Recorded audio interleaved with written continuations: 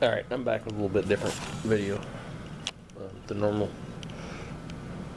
glare is probably going to kill this, but and then there's stuff on top that's blocking the light, but some of my collection of Minneapolis Moline toys and memorabilia and stuff. And then there's 5 different oil cans over there, and then we roll over.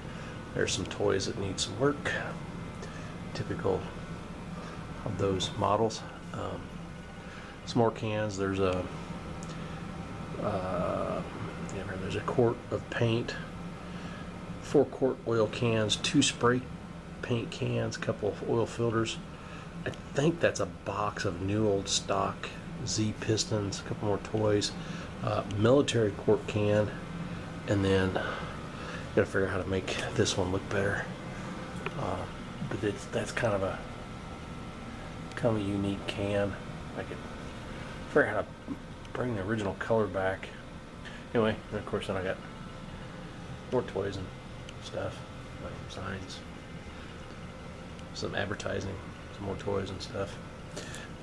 But point of the video, back over here to point of the video. My local club, or my hometown club, is hosting the Prairie Gold Rush for 2021. So I am working on trying to get some of my memorabilia put together in a nice display. Other than, I think, maybe this pocket knife with horrible glare and maybe this square bullet pencil, all of this stuff is Indiana dealerships. I really kind of like this little collection. Thanks to Doug Cotton, he turned me on the auction to get this banner for local. I actually live here in Lebanon now. He turned me on to this, an auction to get this on eBay. I forget the name of the auction company, but they're in the North or South Dakota. They had an auction. They had one thing that was Minneapolis Moline in the whole auction, and it was this vintage, like Bakelite plastic ashtray of all things.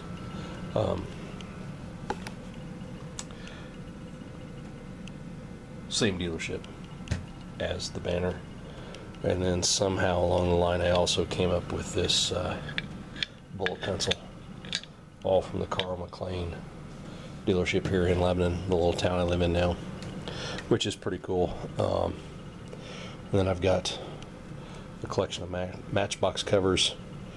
I got 2 different ones from the William F. Taylor dealership. It's funny because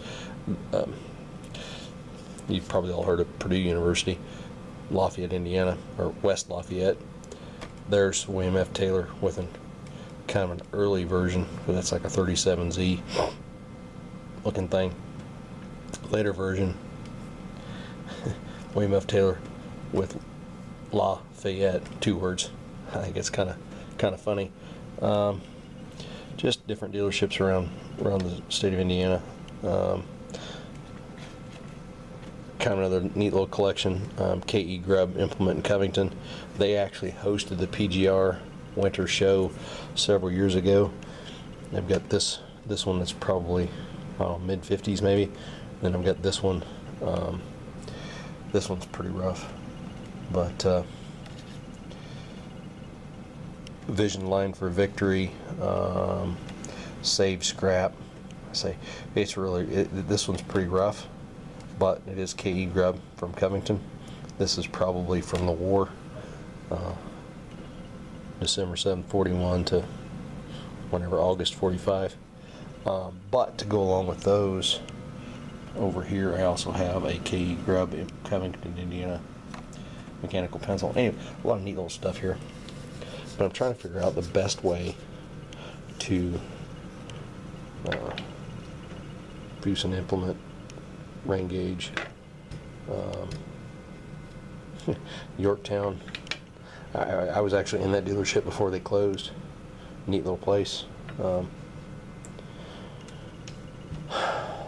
Looking for suggestions on shadow box, how do I label it, whatever. So anyway, if you guys out there got any suggestions, leave comments, whatever.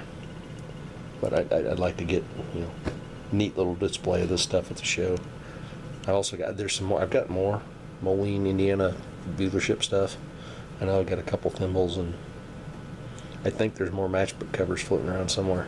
But as you can see, I've just got stuff everywhere, and finding it all is kind of an issue. Anyway, let me know what you think. Good idea. Shadow box, something. I kind of want to do this as kind of like its own little thing, because it's a group, and then maybe something with the 2 matchbooks and the 1 pencil from Grubb, and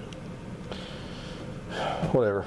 And if you guys get good ideas, suggestions on how to preserve this stuff, I'd really like to make sure, especially the matchbook covers, because they're paper, how to preserve that stuff. So anyway, let me know what you think.